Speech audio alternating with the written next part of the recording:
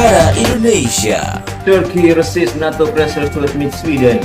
Hockey for wheelchair users.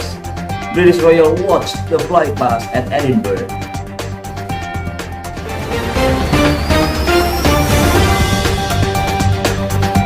MLINE Totally Updates powered by VOA Voice of America.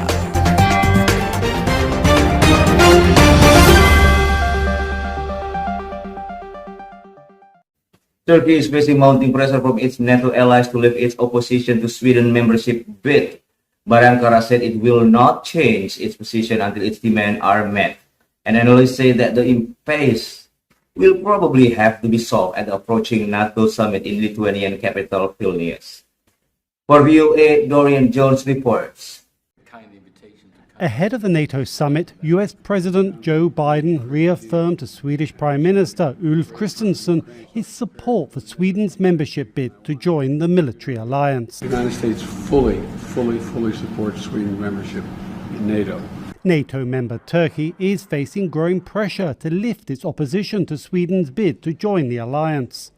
Ankara is demanding that Stockholm crack down on activities of the Kurdish separatist group, the PKK, which is waging an insurgency against Turkey and is designated a terrorist organization by the United States and the European Union. Turkish President Recep Tayyip Erdogan acknowledged Stockholm has taken steps, but says they're not enough. Swedish authorities did not intervene in the recent public burning of a Koran, and analysts say that further eroded Ankara's trust in Stockholm. It is interpreted as a general insensitivity, and therefore also interpreted as that Swedes will pretend to be doing the right things until they get what they want, which is, of course, NATO membership, and then things will revert back to what they were. I think that's the insinuation. Swedish and Turkish diplomats met Thursday with NATO representatives to resolve the impasse. NATO Secretary-General Jens Stoltenberg said progress was made, but no breakthrough. Analysts say Ankara is also looking for concessions from Washington, including a long-awaited sale of military jets. It may or may not be cleared on the Vilnius summit, but my sense is that the ask has just gone up. But not too much, but by a little bit. It's always been the case that President Erdogan would want the Biden administration to step in and offer some concessions in return for Turkey ratifying Sweden's NATO entry. Hungarian Prime Minister Viktor Orban, a close ally of Erdogan, also has yet to back Sweden's bid and has indicated he would follow Turkey's stance on NATO enlargement. Analysts note that Erdogan likes to broker deals face-to-face with fellow world leaders. They predict any deal on Sweden's membership may only be made at next week's NATO summit, when all sides have a chance to meet face-to-face. Erdogan has long coveted an invitation from Biden to Washington. Analysts say that is among the possibilities at the NATO summit. For Sweden, it's a nervous wait. Dorian Jones, VOA News, Istanbul. Whether it is played on field or ice, hockey is an intense and physically demanding sport.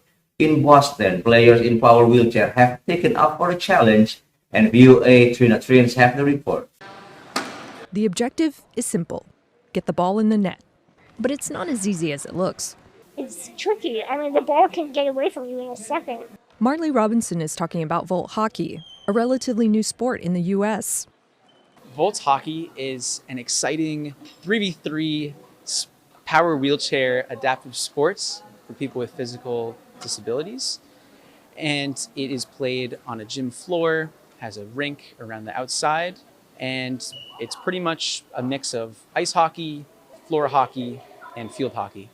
The nonprofit Boston Self-Help Center organized this session, where players use a specially designed motorized chair that's low to the ground and controlled by a joystick. A plastic paddle for passing and driving balls is attached to the front. It's such a good way to get energy out of your system and just play something physical. It's been a lot of fun to get back into playing sports. There's not, like I said, there's not a lot of opportunities for power wheelchair users. That's especially true for adults, says Lorna Hayward, who researches the benefits of adaptive sports.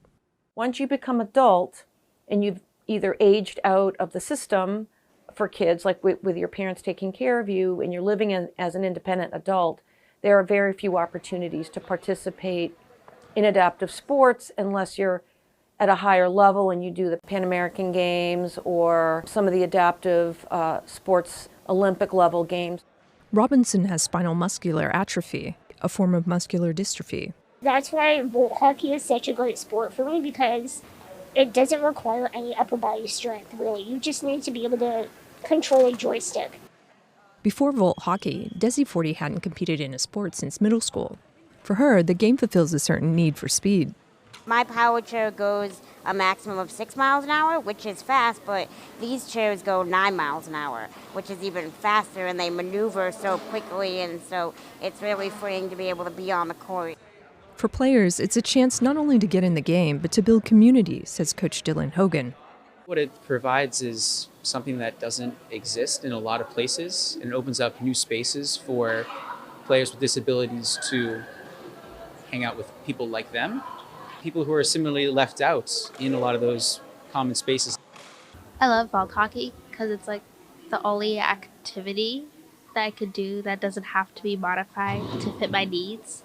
Like gym class at school, if they change the rules. But here, anyone with any disability could play. Leveling the playing field in more ways than one. Tina Trin, VOA News, Boston. 2 months after King Charles III left his coronation at the Westminster Abbey in London, Scotland hosted its own event to mark the new monarch's accessions on the throne. While Charles and Queen Camilla were crowned as a second time at St Giles Cathedral, the new king was presented by the Honour of Scotland, the crown, sceptre, and sword of the state. The Stone of Destiny, an important symbol of Scottish identity, was also moved to the cathedral for the festivities, and the service was followed by a 21-gun salute from Edinburgh Castle and a flypast by the RAF Red Arrows aerobatic team.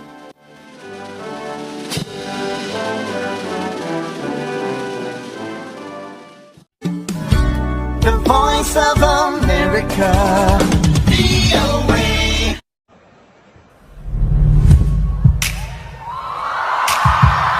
My name is Mirzawardana, saying thank you very much for being with us on MLINE Top 3 Updates powered by VOA Voice of America. Also reminding you to stop by at the account at Mirza_Wardana Instagram and check out the Insta story for shopping recommendation that you can buy online.